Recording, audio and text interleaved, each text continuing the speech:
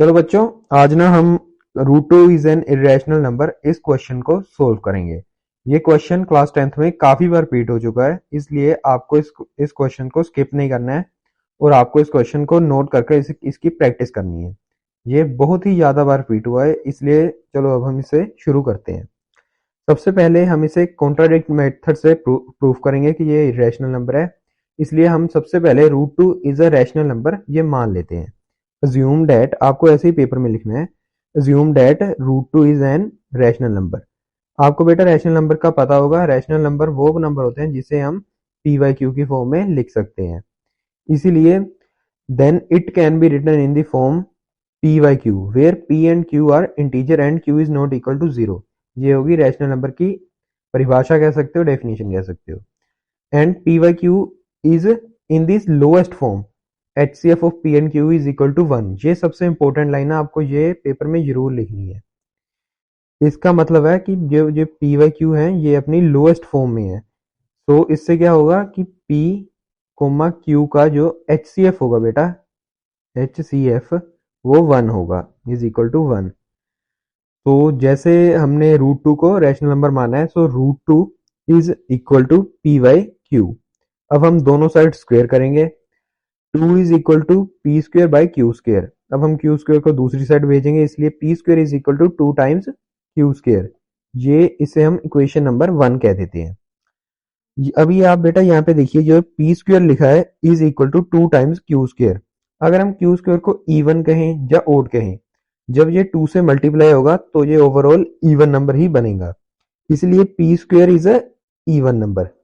Therefore P is also an even number, क्योंकि अगर P square even होगा तो P भी इवन ही होगा। अभी जो ये P है, हम P को 2 के लेट कर लेते हैं, और जहाँ पे K where K is an integer, कोई भी इंटीजर होगा K। अब जो मैंने आपको इक्वेशन नंबर 1 कही थी, P square is equal to 2 times Q square में हम इसकी वैल्यू पुट कर देते हैं P की। अब जब हम इसकी P की वैल्यू पुट करेंगे तो ये आ जाएगा 2k का whole square is equal to 2 times Q square. अब जब हम स्क्वेयर को अंदर भेजेंगे, 4 times K square is equal to 2 times Q square, K square आएगा यहाँ पे 2 टाइम्स क्यू स्क्वेयर। अब Q square is equal to 2 times K square आ गया है। अब यहाँ पे हमें यहाँ से पता चल रहा है Q square is equal to 2 times K square. अगर के स्क्वेयर इवन हो या ओड हो, जब से 2 से मल्टीप्लाई होगा तो ये इवन ही बन जाएगा, इसलिए Q square is an even number. Therefore Q is also an even number, क्योंकि अगर Q स्क्वायर इवन है तो Q भी इवन ही होगा।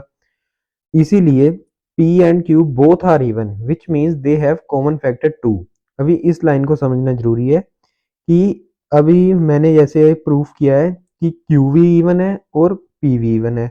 अगर दोनों इवन है तो उनमें से कॉमन फैक्टर तो 2 होगा ही, क्योंकि 2 से अगर किसी भी नंबर को मल्टीप्लाई करोगे तो वो इवन होता है, और हम इवन किसी भी इवन नंबर में से 2 को कॉमन ले सकते हैं, ये तो आपको पता ही होगा। इसलिए उनका कॉमन फैक्टर 2 है। इससे हमें ये बात पता चलती है कि अगर उसका कॉमन फैक्टर 2 है तो उसका जो HCF होगा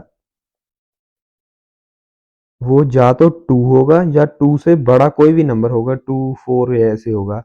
लेकिन हमने स्टार्टिंग में हमने क्या देखा था कि P एंड Q अपनी सिंपलेस्ट फॉर्म में है और उसके जो HCF है वो 1 है। यहाँ से हमारा कंक्लूजन निकलता है, इस जो हमने अज्यूम किया था वो रॉन्ग है, and root 2 is an irrational number.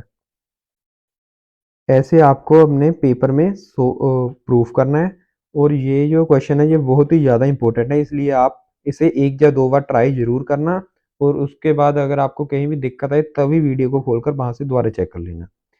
बेटा धन्यवाद। अगर आपको ये वीडियो पसंद आई हो तो लाइक कीजिएगा, शेयर कीजिएगा और सब्सक्राइब कीजिएगा, और मुझे कमेंट्स में बताइएगा कि आपको वीडियो कैसी लगी। धन्यवाद।